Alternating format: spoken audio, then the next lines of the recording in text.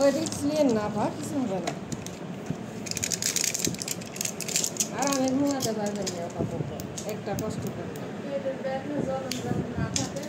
সেই জন্যই তো দিচ্ছি। একদিন না খুলতে পারলে বদল করা যাবে অবশ্যই।